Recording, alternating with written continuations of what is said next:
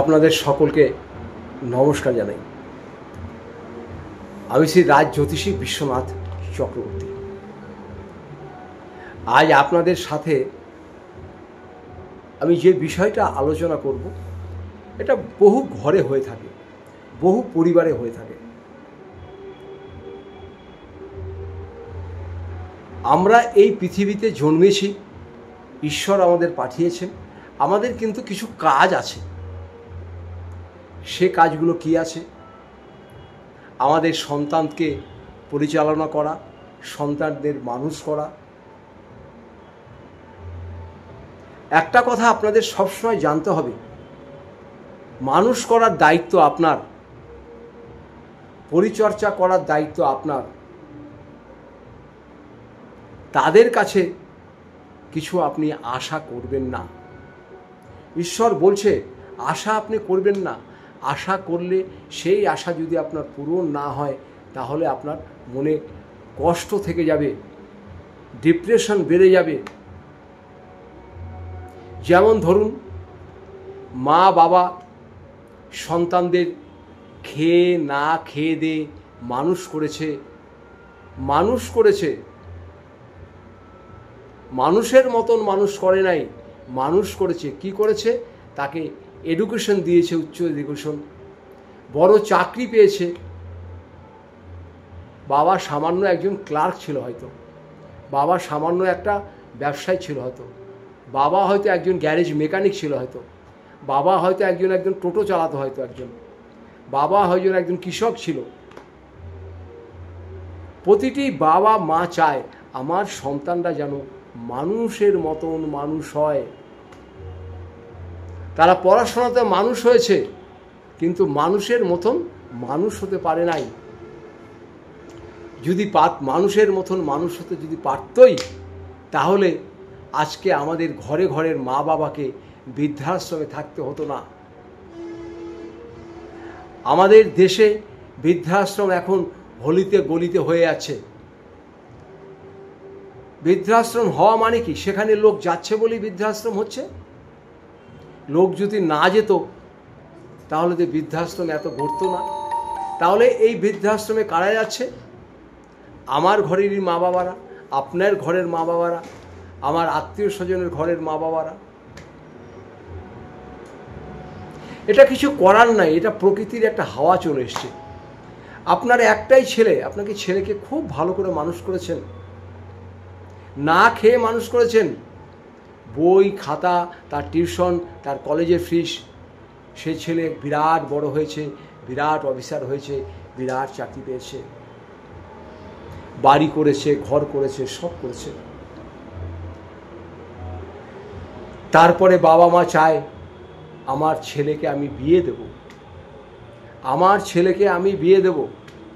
তখন তারা পাত্রী খুঁজতে আরম্ভ করে, পাত্রী পেয়েও যায়, বিয়ে দেয়। বিয়ের ঠিক 3 মাস পরেই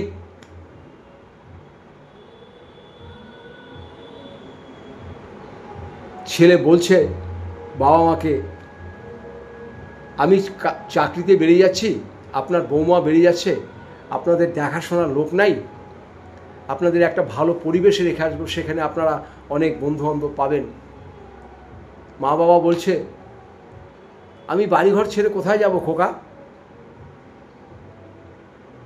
ছেলে তখন বলছে এখানে তো আপনাদের কেউ দেখার নাই, ঠিক টাইমে খাবার দাবার, ঠিক টাইমে ওষুধপত্র দেওয়ার, আপনাদের এমন একটা পরিবেশে রেখে আসবো, সেখানে তাদের সঙ্গে গল্প করতে পারবেন, বন্ধুবান্ধব হবে, ওখানে মন্দির আছে। সেটা কোথায় বাবা? সেটা হচ্ছে বৃদ্ধাশ্রম। ছেলে বলছে বাবা ওটা বৃদ্ধাশ্রম। সে কি বলছিস বাবা? আমার এত কষ্ট করে বাড়ি করা, তুইও করেছিস, আমিও করেছি, আমাদের বৃদ্ধাশ্রমে যেতে হবে? এটাই নিয়ে আমরা বেঁচে আছি এখন, কিছু আপনার করার নাই। তাই আমি প্রতিটি অভিভাবককে বলবো, বিশেষ করে মাদের বলবো, ছেলেকে যখন আপনারা বিয়ে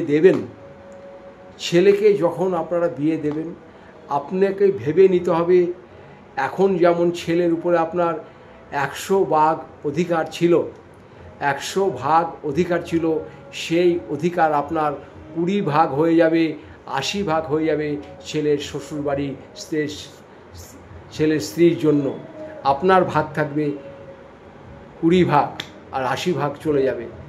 যদি এইটা ভেবে ছেলেদের বিয়ে দিতে পারেন তাহলে কষ্ট পাবেন না।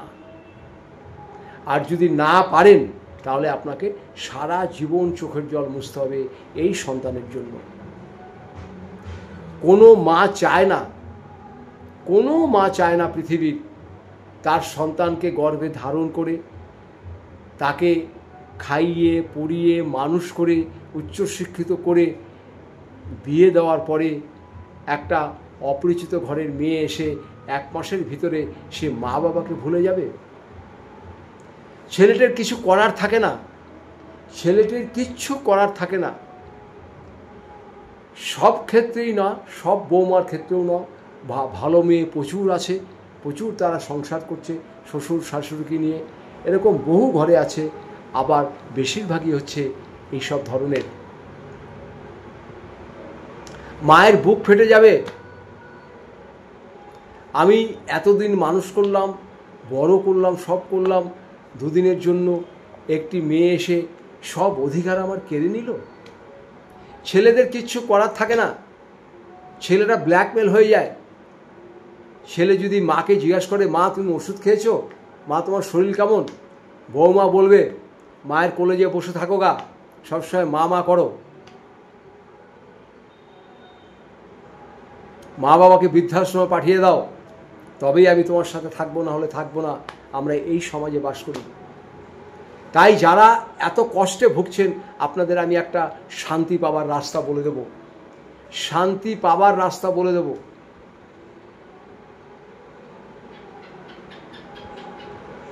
এইটা আপনারা অবলম্বন করুন।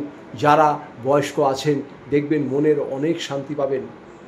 আপনি মনে করুন, আমি যার জন্য করেছি, যা করেছি, এটা আমার প্রয়োজন ছিল। কারণ আপনার সন্তান তো আকাশ থেকে পড়ে নেই, আপনাদের গর্ভে এসছে, আপনারা মানুষ করেছেন, এটা আপনার কর্তব্য। আপনার কর্তব্য আপনি করেছেন। এখন ছেলে বৌমার কর্তব্য, তারা কি করবে না করবে সে তারাই জানে। সবসময় ভাববেন, আয়নার সামনে যখন দাঁড়াবেন, আয়নাকে যদি আপনি হাত উঠান, আয়নাও কিন্তু হাত উঠাবে। আয়নাকে যদি মুখ ব্যাকা করেন, আয়নাও কিন্তু মুখ ব্যাকা করবে। তাহলে এটা ভেবে নিন, আপনার কর্ম আপনি করেছেন, ছেলে মেয়ের কর্ম ছেলে মেয়েরা করবে।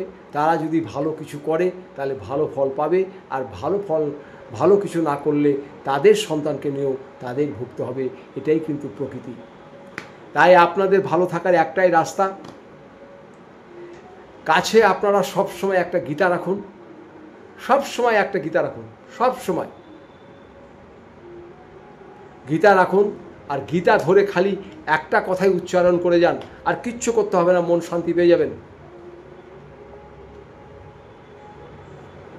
কৃষ্ণ শরণং গচ্ছামি, কৃষ্ণাং শরণং গচ্ছামি, কৃষ্ণাং শরণং গচ্ছামি। নতুবা ওটা বলুন, হরে কৃষ্ণ হরে কৃষ্ণ হরে কৃষ্ণ। খালি এটা বলে যান। মনের ভিতরে যে আপনার দুশ্চিন্তাগুলো আছে, আমার ছেলে কিছু করছে না, বউ কিছু করছে না, এই দুশ্চিন্তাগুলো ঈশ্বরই আপনাকে মুক্ত করে দেবে। খালি কৃষ্ণর নাম করুন, আর কিচ্ছু করতে হবে না। আপনার কর্ম আপনি করেছেন, কোনো তাবিজ মাদুলি কবচ কোনো কিছু নিতে হবে না।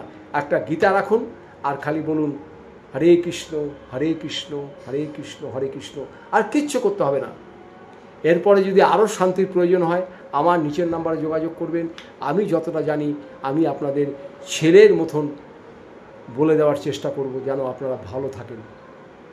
এটাই আমাদের সংসার, এটাই আমাদের সংসার। কাউকে অভিশাপ দেবেন না, কাউকে কোনো সময় অভিশাপ দেবেন না। ছেলে মেয়ের জন্য অভিশাপ দিয়ে চোখের জল ফেলবেন না। আপনার 1 ফোঁটা চোখের জল তাদের কিন্তু ধ্বংস করে দেবে। মা বাবার 1 ফোঁটা চোখের জল যদি সন্তানের কারণে পড়ে, সেই সন্তান জীবনে সুখী হতে পারে না, পারে না, পারে না। তাই সন্তানদের কোনো সময় চোখের জল ফেলে অভিশাপ দেবেন না, কারণ তারা তো আপনারই শরীরের একটি অংশ, সুতরাং অভিশাপ দেবেন না। আপনারা খালি একটি গীতা রাখুন আর খালি বলুন হরে কৃষ্ণ হরে কৃষ্ণ হরে কৃষ্ণ। ভিতর থেকে আপনি বলতে আরম্ভ করুন, দেখবেন আপনি অনেক শান্তি পাবেন, অনেক শান্তি পাবেন, অনেক শান্তি পাবেন। মুক্তির একটা আপনার রাস্তা পেয়ে যাবেন। সবাই ভালো থাকবেন, সুস্থ থাকবেন। আপনাদের সকলকে আমি নমস্কার জানাই।